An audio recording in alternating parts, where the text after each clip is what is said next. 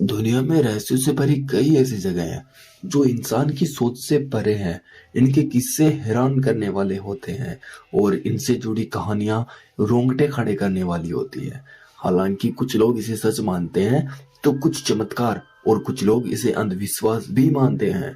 लेकिन दोस्तों, कहते हैं कल्पना और सच के बीच में कई कहानियां हैं जो इन कल्पनाओं के इर्द गिर्द घूमती हैं।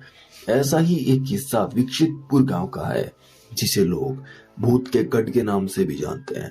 आपने गांव में अलग अलग चीजों के बारे में सुना और देखा होगा, लेकिन यह गांव अपनी अजीब चीजों और रहस्यों से उलझा पड़ा है।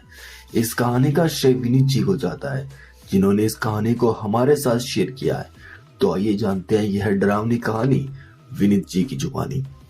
पहाड़ों से ढका हुआ इलाका और रात के अंधेरों को चीरती हुई हमारी ट्रक उन पहाड़ी इलाकों में धूल उड़ाती हुई सरपट भाग रही थी। हड्डियों को पिघला देने वाली ठंड अपना कहर ढा रही थी। रात के लमसम 11:15 के आसपास बज रहे थे। ट्रक की दोनों हेडलाइट थी वो सड़क के ऊपर छाए हुए काले अंधेरे को हटा रही थी। रास्ता थोड़ा खुला हुआ था, लेकिन वो पूरी तरह से सुनसान था। ऐसा कोई साधन नहीं था जो मेरी ट्रक के बगल से गुजर जाए। ये थोड़ा हैरत कर देने वाला दृश्य था, मगर मुझे इस तरह के सफर करने की मानो जैसे आदत सी हो गई थी। इस तरह के रास्तों पर थोड़ा बहुत डर इस बात का लगा रहता था कि कहीं कोई लूटपाट न हो जाए, लेकिन मैं किसी से डरता नहीं था। मेरे बगल में मेरा खलासी बड़े ही आराम से चैन की नींद ले रहा था, जो मुझे कुछ हजम नहीं हो रही थी, क्योंकि इंसान अकेला सफर करते करते बोर भी हो जाता है। तो सेम ऐसा ही कुछ मेरे साथ हो रहा था, इसलिए मैंने ट्रक को एक बार के लिए जोर से ब्रेक लगा दिया। ब्रेक लगने के साथ ही मेरा सहकर्मी चेतन एकदम से हड़बड़ाते उठ गया और जल्दी से बोला, अरे क्या हुआ उस्ताद, सब ठीक तो है ना? वो थोड़ा घबराया हुआ था, इसलिए मुझे थोड़ी हंसी आ गई और फिर मैंने कहा, अरे भाई सब ठीक तो है, लेकिन तू बड़े चैन की नींद सो रहा है और मैं यहाँ ड्राइव करते करते बोर हो गया हूँ। इसी बीच हमारी ट्रक राजस्थान के बॉर्डर के अंदर क्रॉस कर चुकी थी।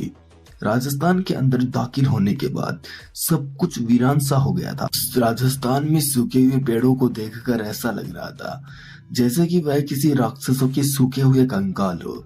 अंधेरी रातों में वो नजारा बहुत ही डरावना था। निशाचर पक्षियों की आवाज उस घने अंधेरे में डर को बढ़ाने का काम कर रही थी, जो मुझे बिल्कुल भी ठीक नहीं लग रही थी। ट्रक अपनी हल्की फुल्की रफ्तार से उस उबड़ खुबड़ रास्ते पर आगे बढ़ता जा रहा था। वो जगह किसी भूत या टीले से कम नहीं थी। हैरानी की बात तो यह थी कि हमारी ट्रक के अलावा कोई दूसरा वाहन उस सड़क पर दूर दूर तक दिखाई नहीं दे रहा था। सर्द हवाओं की वजह से पौधों में सरसराहट भर गई थी। ढलान उतरकर गाड़ी जब सीधे रास्ते पर आई तो सामने का नजारा देखकर मेरी आंखें खुली की खुली रह गई। वह कोई छोटे से कस्बे का बस स्टॉप था और उस बस स्टॉप पर लंबा घूंघट निकालकर कोई स्त्री खड़ी थी। उस एक स्त्री को देखने के बाद जब मेरी नजर और पीछे गई तो मैंने देखा कि वहां पर बहुत सारे लोग नाच रहे थे। इस वक्त रात के लगभग 12 बजने वाले थे और इतनी रात को उन लोगों को इस तरह सड़क के ऊपर देखकर मैं काफी हैरान था। मैं ट्रक से नीचे उतरकर उनके पास जाने ही वाला था कि तभी चेतन ने मेरा हाथ पकड़ते हुए कहा, देखिए उस्ताद जी, इस समय रात के 12 बज रहे हैं और ये लोग चोर डाकू निकले तो फिर हम लोगों को बड़ा नुकसान हो जाएगा और हम दोनों की जान भी जा सकती है। उसकी बात भी कहीं ना कहीं ठीक ही थी, इसलिए मैंने ट्रक को उन लोगों के पास ले जाकर रोक दिया। वो लंबे घूंघट वाली महिला अभी भी वहीं की वहीं खड़ी थी।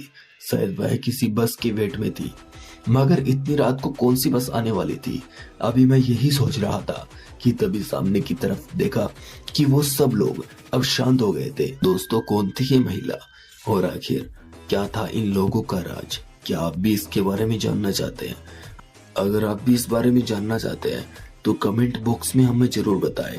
तो मैं आपका दोस्त रवि जल्दी मिलता हूँ इस कहानी के अगले पार्ट के साथ। तब तक के लिए बाय एंड टेक केयर।